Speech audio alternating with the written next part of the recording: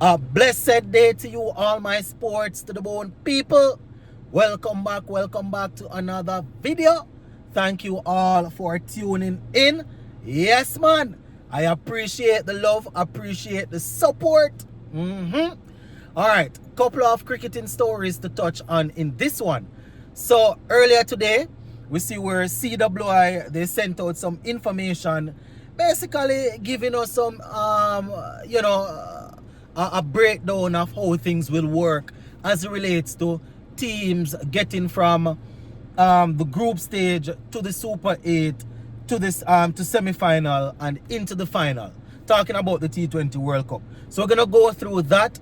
Plus, we're gonna talk a little bit about a couple of our players that were a part of the winning team over there in the IPL.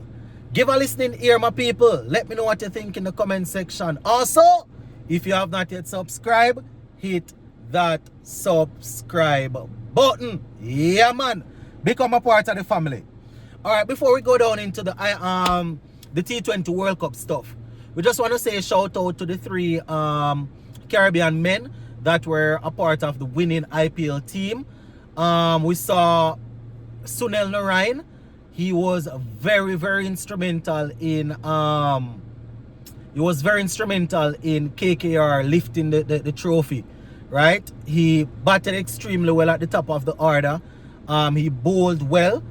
I mean, in the past, Narayan, he would be known for winning MVPs for mostly because of the bowling.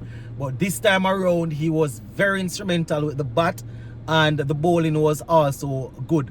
I think this is the third time that Narayan is winning the MVP. So shout out to Narayan. Andre Russell, a long-serving member of the KKR team. Congratulations to him. Once again helping the team across the line with both bat and ball. Not his best season ever, but he was still very good. Was instrumental in helping them to win a lot of games. Sheffield Rutherford. Now, Rutherford, I think Rutherford is a part of that team. He actually didn't get any game, but I want to say big up to him because, when you look into it, my viewers and subscribers, he was still a part of the squad. I'm sure he worked during practice sessions. The bowlers needed people, would have wanted people to bowl to Rutherford. You understand? He was in the field while they're doing their net session, contributing, helping the main players to get the team across the line. So shout out to Sheffield Rutherford. All right, let us kick things on now into the meat of the matter. So I am on the CWI official Facebook page here, and it is just breaking down the format for the upcoming T20 World Cup. I think it was the last live show that we did. Someone was asking about the teams in our group and how many games we need to win. Well, I think we answered that we had five, that we're gonna have 5 people in our group. So let us go into the rest of the information here now. So it says, what is the ICC Men's T20 World Cup format? It says 55 matches to be played. Yes, 55 matches to be played. 40 of which will be group stage matches. So out of that 55, 40 will be group stage matches, 12 Super 8 matches. So 12 Super 8 matches, right? 2 semi-finals and a final. So 12 Super 8 matches, 2 semi-finals and a final. So that is how it's gonna look. 20 teams are divided into 4 groups of 5. So 20 teams into 4 groups of 5, right? They say the top 2 teams from each group progress to the next round, known as the Super 8. So gonna start from the group stage, then the top 2 teams from each will go through. Remember, we have 4 groups with 5 teams, right? So you have 2, 4, 6, 8. All right, four groups with 5 teams per group. That is 8 people that are going to go to the Super 8, and then they take it from there. Now the next thing now for the Super 8, just to make sure that we understand how the Super 8 is done, the seeding and all. So it says, how do seedings work in the Super 8?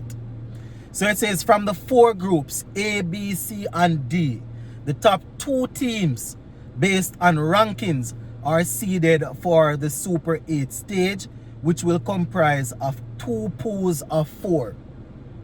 2 pools of 4.